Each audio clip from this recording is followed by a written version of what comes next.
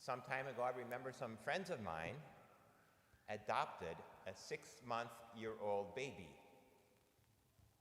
The baby girl, where she had been in the home, was not given much attention. She wasn't talked to, rarely held, not paid attention to when she cried. But in her new home, when she got there, she was very expressionless. She did not look people in the eye. She did not laugh. She did not smile. But after a while, when the family had given her love and care and attention and affection, that little girl came back to life.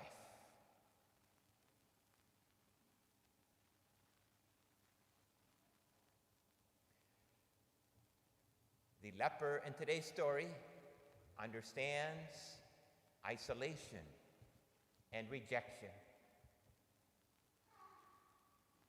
The first reading from the book of Leviticus talks about how someone diagnosed as what they called leprosy, which in those days may not be what we now know as leprosy, Hansen's disease. We're not even sure that existed in the Middle East in ancient times, but any type of skin disease that made people uncomfortable, or open wounds. And those who were diagnosed as leprosy by the priest had to live apart. They could not worship with the community. They could not live with the community. They had to live in isolation.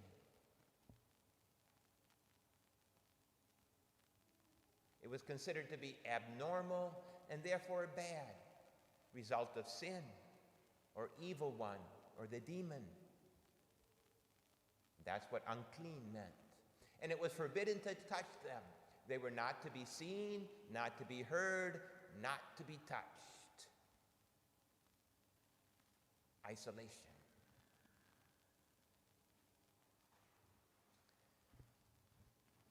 How painful that must have been. And Jesus heard the leper. He saw the leper, and he did what was forbidden to do. He touched the leper. He reached out his hand and touched him. He looked him tenderly in the eye. And his touch brought healing. And Jesus sent him to the priest because also in Leviticus it says, if you've been healed of your skin disease, you show yourself to the priest and you are reintegrated into the community. You can worship again. You can live with your family. You can be part of the community. Jesus restores the person not only to health, but to social relationships, restores his life in the community.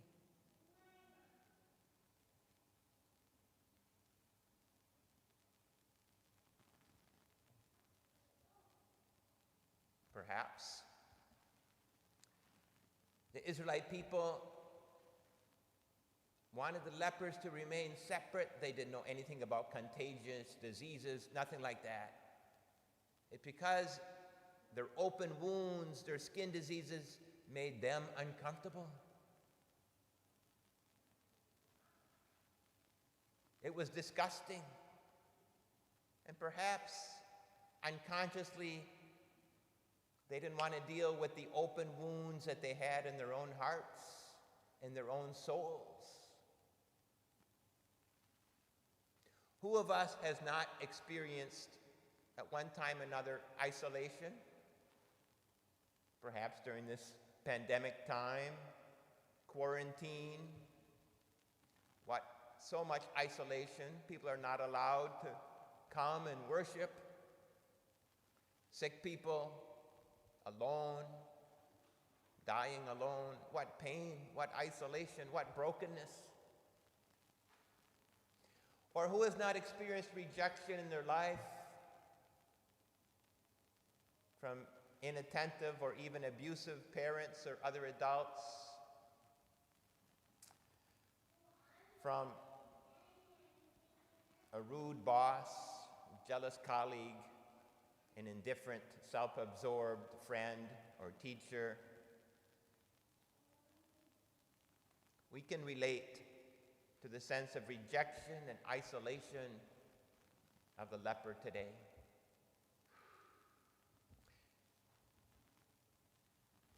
In fact, many people even experience isolation within their own family, rejection by their own family members.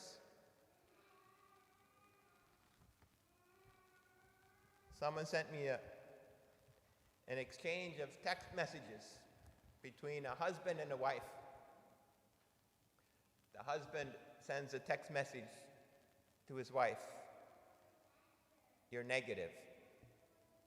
And the wife responds, "And you are stubborn, arrogant, a lowlife, care about no one but yourself and your friends.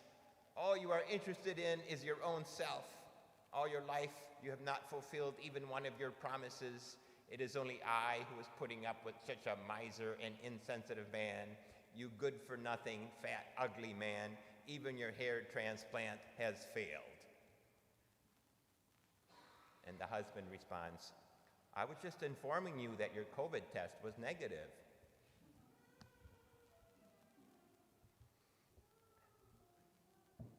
It's funny, but yet it speaks to reality. I sent this to a friend of mine, and she told me, she spoke just like that to her husband the previous week. All wives do it because the husbands know how to push your buttons.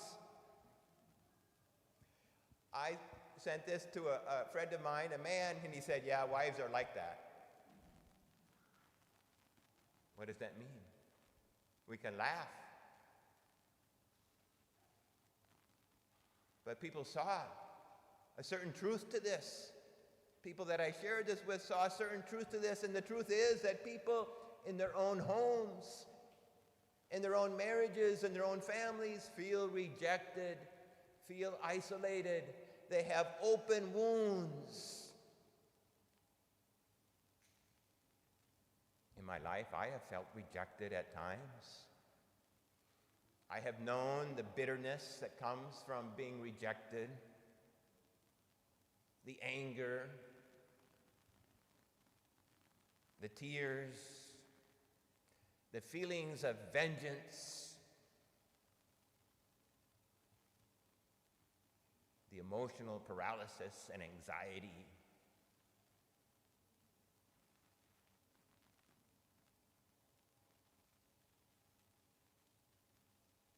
But I have, in my life, brought that pain to a person who has healed me, Jesus Christ. Let us bring our pain before they become open wounds. Let us, during this Lent, bring our pains, our brokenness to Jesus. Let him reach out and do what was not natural in his time, but was supernatural, beyond natural, to touch the pain and to heal it.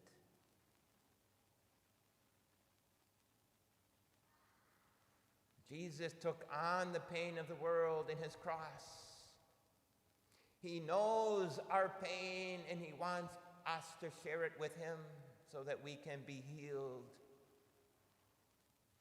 And when we are healed of the pains of rejection or isolation, when we are restored to what God has meant us to be, when life has been brought back to us,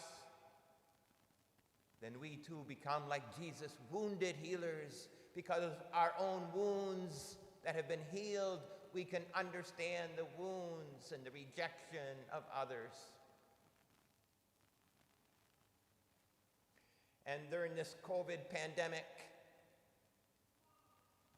we have seen the open wounds of indifference to one another. We have seen the unequal access to health resources. We have seen the divisions in the world because of nationalism, self-absorption with consumerism, materialism that can make us insensitive to others in their need and their suffering. And yet, at the same time, we have also been given hope by the healthcare workers, by the researchers and the scientists, and by all the people who have made just sacrifices to quarantine, to stay at home, to isolate, to wear masks in order to protect the common good. And as we look toward the future, we look toward hope, knowing that the open wounds that have been exposed during this COVID pandemic, we can bring to the Lord, and He can heal us. He can guide us. He can lead us to restoration of our communities, of our lives.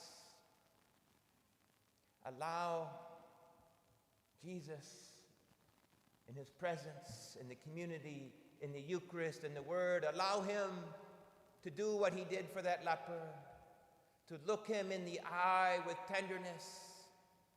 He looks at the world and our suffering with tenderness.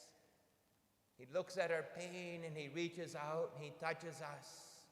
He wants us to be restored to community, to unity, to cooperation, to harmony, to love, a caring, fraternal world in which we are all brothers and sisters who don't reject one another, but look to include one another and love one another and care for one another so that we are all brought to life again.